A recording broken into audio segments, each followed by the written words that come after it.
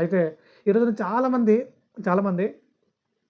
మేము దేవుని కోసం బలంగా బ్రతికేస్తాం, బలంగా కొనసాగిపోతాం అని బలమైన నినాదం తీసుకొని బలమైన నినాదం తీసుకొని ముందుకు ఆ ప్రయత్నంలో మొట్టమొదటిగా చాలా ఆసక్తిగా అంటే ఆరంభ చదువుతూ ఉంటారు కదా! చాలా ఆసక్తిగా ముందుకు కొనసాగిపోదాం అనుకుని కొంత దూరం అనగా ఒక వారం, ఒక 10 రోజులు, ఒక 15 రోజులు చాలా ఆసక్తిగా కొనసాగుతారు. బాప్తిజం తీసుకున్న తర్వాత. అంటే ఇంకా చాలామంది ఆలోచన ఏంటిదంటే కొనసాగే వారి గురించి కాదు గానీ, చాలామంది ఆలోచన విధానం ఏంటిదంటే బాప్తిజం తీసుకున్న తర్వాత ఇంక చాలు. ఇప్పటికి మనం చాలా ఎక్కువ చేసేసాం. బాప్తిజం తీసుకున్న తర్వాత ఇంక మనం ఏం చేయక్కర్లేదు. గ్యారంటీగా మనం పరలోకం వెళ్ళిపోతాం అనే పందాలో చాలా ఆ భ్రమలో చాలామంది కొనసాగుతున్నారు. ఇది సాతాను కలిగించే భ్రమ. మీరు ఆ భ్రమలో ఉంటే గనుక బయటకొచ్చేయండి. ఎందుకంటే బాప్తిజం తీసుకోవడం అనేది ఒక మెట్టెక్కినట్టు. పరలోకానికి ఒక మెట్టెక్కినట్టు. ఇంకా చాలా మెట్లున్నాయి. ఆ! చాలా మెట్లున్నాయి. అవన్నీ ఒక్కొక్కటి ఎక్కుకుంటూ ఎళ్ళాలి. అంతే తప్ప నేను మొదటి మెట్టు ఎక్కేసాను, పరలోకం వెళ్ళిపోయాను అనుకుంటే కుదరదు. ఒకవేళ అలాంటి భ్రమలో ఎవరైనా ఉంటే గనుక ఖచ్చితంగా మేలుకోండి. మెలుకువలోకి రండి. బాప్తిజం అనేది మొదటి మెట్టు. బాప్తిజం తీసుకున్న తర్వాత చాలామంది బలమైన నినాదాలు తీసుకుంటారు. బలమైన నిర్ణయాలు తీసుకుంటారు. అలా నిర్ణయాలు తీసుకున్న తర్వాత ఆరంభ స్వరూపం అన్నట్టుగా కొంతకాలం కొనసాగుతారు. 10 రోజులు, 15 రోజులు, పోనీ ఒక నెల, ఒక 2 నెలలు కొనసాగుతారు. అలా కొనసాగిన అనంతరం వాళ్ళ ఆలోచనలేంటో బలహీనపడిపోతుంటాయి. వాళ్ళెందుకో మరలా వెనకడుగులు వేస్తూ ఉంటారు. ఎందుకో సాతాను బలమైన ఉచ్చులేస్తూ ఉంటాడు. వాళ్ళకర్థం కాదు ఇది ఉచ్చని. నేను ఇందులో పడకూడదని. ఆళ్ళకేం అర్థం కాదు. ఎటో కొట్టుకొని పడుతుంటారు. మెల్లిమెల్లిగా ఆసక్తి తగ్గిపోతా ఉంటది. ఏం చేస్తున్నారో వాళ్ళకే తెలీదు. ఎటు కొట్టుకొని పోబడుతున్నారో వాళ్ళకే తెలీదు. నిజంగా ఒక ఇంత భయంకర పరిస్థితి అని చెప్పాలి. మొదటి స్థితి కంటే కడపటి స్థితి మరీ దారుణంగా ఉంటదంటారు. సో, అలానే ఉంటది. బాప్తిజం తీసుకున్నప్పుడు వేడి ఇప్పుడు కనబడట్లేదంటే కనబడట్లేదు. ఎందుకు కనబడట్లేదు అనంటే సాతాను చెరలోకెళ్ళిపోయారు చాలామంది. సాతాను చెరలోకెళ్ళిపోయారు. మరిప్పుడు మనం సాతాను చెరలోకెళ్ళిపోయిన మనం మరలా తిరిగి రావాలంటే ఏం చేయాలి? ఒకసారి దేవుడు క్షమించాడు. నేను ఇదిగో మారుమనసు పొందుకున్నాను. బాప్తిజం తీసుకున్నాను. మరలా దేవుడు నన్ను క్షమిస్తాడా? మరలా దేవుడు నన్ను క్షమిస్తాడా? అనే ప్రశ్నలు సందేహాలు ఏవైతే ఉన్నాయో చాలా మందిలో అలానే ఉండిపోయినాయి.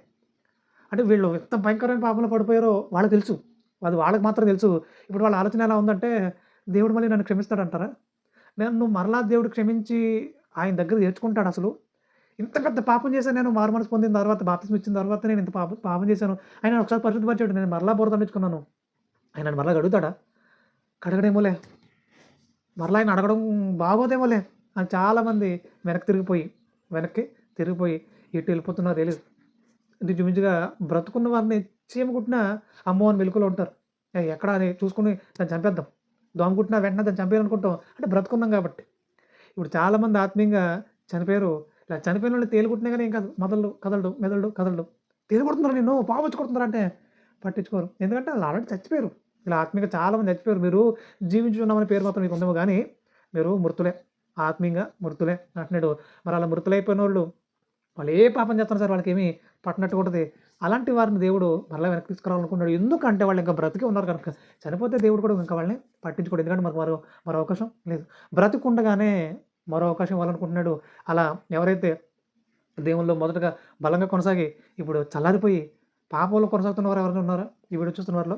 ఎవరైతే ఇంకా బలంగా దేవుని పనిలో కొనసాగాలని ఆశ అయితే ఉంది గానీ, నేను ఇదిగో ఇలా పొరపాట్లో పడిపోయాను. దేవుడు నన్ను క్షమించాడేమో అనే ఆలోచనతో నేను నా పాపంలోనే కొనసాగుతున్నాను. ఇక నేను మరలా ఆయన్ని అడగడానికి నాకు ధైర్యం సరిపోవట్లేదు అనే ఆలోచనలో ఎవరైనా ఉన్నారా? ఖచ్చితంగా వాక్యం బట్టి మీకు తెలియజేస్తున్నాను. దేవుడు మీకు మరో అవకాశాన్ని ఇవ్వాలనుకుంటున్నాడు. మరలా మీరు అక్కడి నుంచి లేవండి. లేచి మొట్టమొదటి అడుగు మీరు ఒకటేయండి చాలు. మిగతా అడుగులు ఆయన ఎంచుకుంటాడు. ఏంటి తెలుసా అడుగు? ప్రభా! ఐయామ్ రియల్లీ సారీ ప్రభా! మమ్మల్ని క్షమించండి. మీరు మమ్మల్ని ప్రేమించి గొప్పదైన రక్షణ మాకిచ్చారు ప్రభా! కానీ మేము దాన్ని పోగొట్టేసుకున్నాను. ప్రభా! ఐయామ్ రియల్లీ సారీ ప్రభా! నన్ను క్షమించండి అని ఆయన ఎదుట క్షమాపణ కోరుకుని ఇక మీదట నా అడుగులు, నా ఆలోచనలు మీకోసం నమ్మకంగా ఉంటాయి ప్రభా! ఇక మీదట నేను వేసే ప్రతి అడుగు మీ చిత్తానుసారంగా ఉంటుంది ప్రభా! అని ఒక బలమైన నినాదం కలిగి నేను ముందుకు కొనసాగుతాను ప్రభా! అని ఒకసారి మాట ఇవ్వగలిగితే ఆయన మరలా మిమ్మల్ని క్షమిస్తాడు. క్షమించడమే కాదు, ఆయన కోసం నమ్మకంగా బ్రతికేలా మరిన్ని ద్వారాలు తెరుస్తారు ఆయన. మరిన్ని ద్వారాలు తెరుస్తారు. చక్కగా దేవుని పనిలో మిమ్మల్ని వాడుకుంటాడు ఆయన. సో, ఇప్పుడే అలాంటి పరిస్థితులు ఎవరైనా ఉంటే గనుక వాక్యం దగ్గర రావాలని, ఆయన దగ్గర మరలా క్షమాపణ పొందుకోవాలని, దేవుని కోసం నమ్మకంగా అడుగులేయాలని వాక్యాన్ని బట్టి మీకు తెలియజేస్తున్నాను. అయితే అయితే మరిప్పుడు తర్వాతైనా మరి ఏవో శోధనలు వస్తాయి కదండీ మరి. హ్మ్. ఏవో శోధనలు వస్తూనే మరి నేను మరలా పడిపోయే అవకాశం ఉందేమో. మరి ఇప్పుడు నేను ఎప్పటికీ పడిపోకుండా దేవునిలో బలంగా ఉండాలంటే నేనేం చేయాలి బ్రదర్? నేనేం చేయాలి? అనంటే వాక్యం కంప్లీట్‌గా వింటే మీకు ఈ విషయాలన్నీ అర్థమవుతాయి. ఎవరైతే ఏదో ఒక చిన్న షార్ట్ వినేసి, లేదంటే చిన్న ముక్క వినేసి నాకేం అర్థం కాలేదు అనంటే ఎలా కుదురుతది? కంప్లీట్‌గా వింటేనే కదా అర్థమవుతది. కాబట్టి ఈ వాక్యం కంప్లీట్‌గా మీరు వింటే దేవునిలో ఎప్పటికీ పడిపోకుండా నమ్మకంగా కొనసాగాలంటే ఏం చేయాలి? ఏం చేయాలి? అనే దాని గురించి చాలా వివరంగా మీతో మాట్లాడాలనుకుంటున్నాను. అయితే ముఖ్యంగా మరి ఏం చేయాలి? ఏం చేయాలి అనంటే వాక్యాన్ని ఒక్కొక్కటిగా మనం ఆలోచించే ప్రయత్నం చేద్దాం. పేతురు రాసిన మొదటి పత్రిక 4వ అధ్యాయం మొదటి నుంచి ఒకసారి చూడగలిగితే, క్రీస్తు శరీరమందు శ్రమపడిన గనుక మీరును అట్టి మనసును ఆయుధముగా ధరించుకొనుడి అంటున్నాడు. ఇప్పుడు మనం ఎప్పటికీ ఆత్మీయంగా పడిపోకుండా ఉండాలి అనంటే క్రీస్తు మనసును ధరించుకోవాలి అని అంటున్నాడు. క్రీస్తు మనసును ఆయుధంగా ధరించుకోవాలంటున్నాడు. ఇప్పుడు ఆయుధం అంటే ఏంటి? ఆయుధం అంటే ఏంటి? అంటే ఒక వెపన్. ఒక ఆయుధం అంటే ఒక వెపన్ అంటే అది దాన్నేమంటారంటే ఆత్మ సంరక్షణ, సెల్ఫ్ డిఫెన్స్ గురించి మాట్లాడతారు కదా! అంటే ఇప్పుడు ఎవరైనా మనల్ని చంపడానికి వచ్చేస్తున్నారు. లేదంటే ఎవరైనా కొట్టడానికి వచ్చారు. మనం కూడా వాళ్ళని ఎదుర్కోవాలి కదా ఫస్టు. వాళ్ళని కొట్టొద్దు. కొట్టడానికి కాదు మెయిన్. వాళ్ళని ఎదుర్కొని కనీసం తప్పించుకోవడానికైనా మన దగ్గర ఏదో ఒక ఆయుధం ఉండాలి. ఇప్పుడు ఒక పులొచ్చుతున్నా లేదంటే ఒక ఏదైనా కుక్క మీదకి వస్తున్నా సరే, దానికి సంబంధించి ఒక కర్ర ఉంటే ఏయ్! అంటే వెంటనే అది ఆగుతది ఫస్టు. అది ముందు మీదకొచ్చి దాడి చేయకుండా కుక్క ఆగుతది. ఏదైనా ఒక సింహం మీదకి వస్తున్నప్పుడు ఏదైనా ఒక అగ్ని కట్టు లాంటిది, ఒక నిప్పు లాంటిది ఏదైనా పట్టుకొని అంటే ఎలుగుబంటి అయినా సరే ముందు ఆగుతాయి. మన మీదకొచ్చి దాడి చేయకుండా ఆగుతాయి. అలాంటి ఆయుధం, అలాంటి ఆయుధం క్రీస్తు మనసంట ఆత్మీయ జీవితాలకు. మనందరి ఆత్మీయ జీవితాలకి క్రీస్తు మనసు అనే ఆయుధం కలిగి ఉంటే గనక మనం ఎప్పటికీ ఆత్మీయంగా పడిపోమట. సాతాను మనల్ని ఎప్పటికీ పడిపోయేలా ఆ! వాడేమాత్రం మనల్ని ఏమి చేయలేడట. వాడు ఎన్ని ప్రయత్నాలు చేసినా మన దగ్గర ఈ ఆయుధం ఉంటే గనక మనం ఎప్పటికీ పడిపోమట. అది మనల్ని ధరించుకోమని వాక్యం తెలియజేస్తుంది. పేతురు గారు మాట్లాడుతూ క్రీస్తు మనసును ఆయుధంగా మీరు ధరించుకోండి అంటున్నాడు. ఇక ఫిలిప్పీయులకు రాసిన పత్రిక 2వ అధ్యాయం 5వ వచనంలో కూడా ఇదే మాట రాయబడుతుంది. ఫిలిప్పీయులకు రాసిన పత్రిక 2వ అధ్యాయము 5వ వచనం. క్రీస్తు యేసున కలిగిన ఈ మనసు మీరును కలిగి ఉండండి అంటున్నాడు. ఇప్పుడు క్రీస్తు యేసున కలిగిన ఈ మనసును మీరును కలిగి ఉండండి అంటున్నాడు. ఎందుకు కలిగి ఉండాలి ప్రభువా అనంటే, ఆయన ఎలాగైతే పరిశుద్ధంగా, నమ్మకంగా చనిపోయేదాకా ఎంత ఖచ్చితంగా నిలబడ్డాడో ఆ మనసు చాలా కఠినమైంది. ఆ మనసు చాలా దృఢమైనది. అలాంటి దృఢమైన మనసు మీరు కలిగి ఉండాలని అంటున్నాడు. ఎప్పుడైతే అలాంటి దృఢమైన మనసు మీరు కలిగుంటారో ఇక ఆటోమేటిక్‌గా మీరు మరింత బలవంతులుగా తయారవుతారు. మీరు మాత్రం బలవంతులుగా తయారవ్వడం కాదు నాయనా, అనేక మందిని బలవంతులుగా తయారు చేస్తారు. అనేక మందిని బలవంతులుగా నిలబెడతారు సమాజంలో. అలా అనేక మందిని సమాజంలో నిలబెట్టినప్పుడు దేవుడు చాలా సంతోషపడతాడు. నాయనా నువ్వు బలం పొందుకోవడమే కాదు, అనేకులను బలవంతులుగా తయారు చేస్తున్నావు. నాకెంతకంటే సంతోషం ఏంది నాయనా? నాకు అంతకంటే సంతోషం ఏమని చెప్పు అని దేవుడు నిన్ను బట్టి చాలా సంతోషపడతాడు. నన్ను బట్టి దేవుడు చాలా సంతోషపడతాడు. అలా సంతోషపెట్టే పిల్లలు మనం ఉండాలి గానీ, మనం మరలా పాపంలో పడిపోయి మళ్ళీ లేచి ప్రభా సారీ ప్రభా తప్పైపోయిందని చెప్పేసి మళ్ళీ పాపంలో పడిపోయి, మళ్ళీ లేచి, మళ్ళీ పాపంలో పడిపోయి, మళ్ళీ లేచి ఈ క్రమం ఇలాగే కొనసాగుతుంటే, రోజులన్నీ ఇలా వ్యర్థంగా గడిచిపోతుంటే, మరి ఎప్పుడైనా మన ద్వారా పని చేయించుకునేది? ఎప్పుడైనా మన ద్వారా గొప్పమైన కార్యాలు జరిగించుకునేది? మన ద్వారా గొప్ప గొప్ప కార్యాలు చేయించుకోవాలనుకుంటున్నాడు కదా! మరి అలా చేయించుకోవాలనుకుంటున్న ఆయన ఆశ ఎప్పుడు నెరవేరేది? ఎప్పటికీ మనం ఇలా పడిపోతూ, లేస్తుంటే ఒక రోజున పడిపోయినప్పుడు మన మరణం వచ్చేస్తే ఎక్కడికెళ్ళిపోతాం? ఇంతగా ఆత్మీయ జీవితాన్ని బలపరుచుకొని ఎక్కడికెళ్ళిపోతాం అంటే ఖచ్చితంగా పాతాళానికి వెళ్ళిపోతాం. ఇది నిజంగా చాలా బాధాకరమైన విషయం. చాలా భయంకరమైన విషయం. చాలా అంటే చాలా భయంకరమైన విషయం. మరి ఇలాంటి పరిస్థితుల్లో మనం ఎవరైనా ఉండొచ్చా?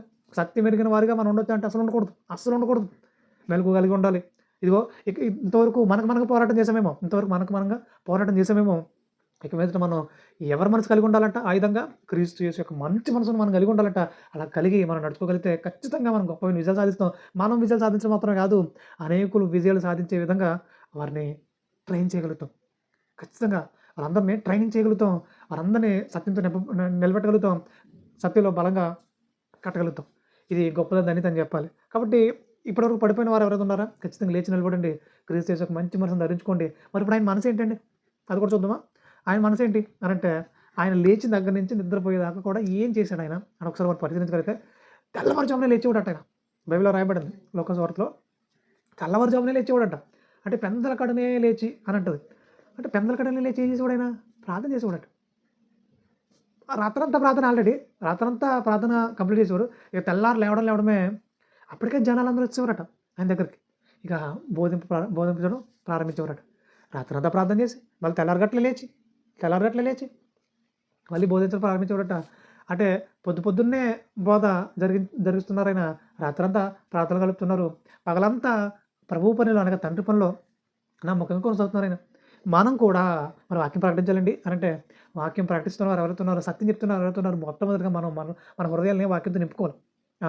అంటే లేవంగానే చాలామంది ఫోన్ ఆన్ చేస్తారు. ఫోన్ ఆన్ చేసి వాట్సాప్ స్టేటస్‌లు, తర్వాత ఇన్‌స్టాగ్రామ్ స్టేటస్‌లు, యూట్యూబు, ఫేస్‌బుక్కు, టిక్‌టాకు, షేర్ చాటు, ఇంకేవైతే ఉన్నాయో ప్లాట్‌ఫామ్స్, థ్రెడ్స్, ఇంకా రకరకాల ప్లాట్‌ఫామ్స్ ఉన్నాయి. ట్విట్టర్ అని రకరకాలు ఉన్నాయి. సో, వాటన్నిటిని చూసేసుకొని, వీళ్ళకి ఎవరికి మెసేజ్‌లని చూసేసుకొని, ముందు ఇవన్నీ అయిపోయింది అనుకునేసరికి, సరే ఓకే. మనకి మెసేజ్‌లు ఎవరు పెట్టలేదులే. మనకెవరో బ్యాడ్ కామెంట్‌లు పెట్టలేదులే. సర్లే ఓకే. అనుకునేసరికి గంటన్నర, 2 గంటలు టైం గడిచిపోతుంది. తెల్లారి లేచిన తర్వాత 2 గంటల టైం దీనికి సరిపోతుంది. ముఖ్యంగా అన్ని జనులెవరు ఇలా సమయాన్ని వ్యర్థపరుచుకున్నారంటే ఓకే. మనకు సంబంధం లేని విషయం అది. కానీ క్రైస్తవులుగా మన సమయాన్ని సంపూర్ణ సద్వినియోగం చేసుకుని ఉండాలి. అంటే అంటే ఈరోజు లేవగానే ఒక మంచి వాక్యం వినాలని రాత్రి ఒక బలమైన నిర్ణయం తీసుకొని, ప్రార్థనలో దాన్ని జ్ఞాపకం చేసుకొని, ఒక మంచి వాక్యం డౌన్‌లోడ్ పెట్టేసుకొని, మళ్ళీ యూట్యూబ్‌లోకెళ్ళి, ఆ తర్వాత మళ్ళీ ఇన్‌స్టాగ్రామ్‌లోకెళ్ళి ఇలా కాదు. రాత్రే డౌన్‌లోడ్ పెట్టేసుకొని, చక్కగా లేవగానే ఒక మంచి ప్రసంగం వినేలాగా, లేవగానే చక్కగా ప్రార్థన చేసుకొని, ఒక మంచి ప్రసంగం వినేలాగా, పొద్దున్నే స్వచ్ఛమైన గాలి పీల్చుకుంటూ, హ్మ్, దేవుడిచ్చిన ఆ ప్రకృతిని ఆస్వాదిస్తూ, చక్కగా లోతైన శ్రేష్టమైన సంగతులు విని, ఆ రోజున ప్రారంభించగలిగితే ఎంత అద్భుతంగా ఉంటుంది. అప్పుడు ఆయన మనసు మనలోనికొచ్చేస్తది. ఆ! ఆయన మనసు మనలోనికొచ్చేస్తది. అలాగే ఆ వాక్యం అయిపోయిన తర్వాత చక్కగా 2 అధ్యాయాలు, 3 అధ్యాయాలు బైబిల్ చదువుకొని, అందులో లోతైన ఆ వాక్యాన్ని పరిశీలించి, ప్రభా! ఇగో ఈ విషయంలో ఇలా జరిగింది. ఇగో నేను అలాంటి పొరపాటు చేయకూడదు. సో, ఈ విషయంలో ఆయన ఇంత గొప్పగా నిలబడ్డాడు. నేను కూడా బలంగా నిలబడాలి ప్రభా! అని ఒక బలమైన నిర్ణయాలు తీసుకుంటూ, అలా ప్రతిరోజు ఆయన సహవాసం ఉన్నప్పుడు ఆయన మనసును మనం మరింత బలంగా ధరించుకోవడానికి అవకాశం ఉంటుంది. లేచి లేవగానే ఫోన్ పట్టుకుని అటు ఇటు తిరుగుతూ, ఇంకోటి వెళ్తూ, ఇంకోటి వెళ్తూ, ఇటు వెళ్తూ, అటు వెళ్తూ ఇంకేముంటుంది చెప్పండి? హ్మ్. ఇంకెప్పటికి మనం యేసుక్రీస్తు వారి మనసుని ధరించుకోలేము. ఇక తర్వాత నెక్స్ట్ ఏం తెలుసా? కంప్లీట్‌గా సాతాను సంబంధిగా మారిపోతాం. ఆ! మరక పడిపోవడమా, ఇంక మళ్ళీ లేవడం ఉండదింక. అంత భయంకర పరిస్థితికి వెళ్ళిపోతాం. అమ్మో! అది మనం ఫేస్ చేయకూడదు. అలాంటి పరిస్థితులు మనం ఎవరు వెళ్ళకూడదు. క్రీస్తు కుమారులుగా అంటే, క్రీస్తు కుమారులంటే ఆయన పిల్లలుగా ఆయనలా ఉండాలి. ఇప్పుడు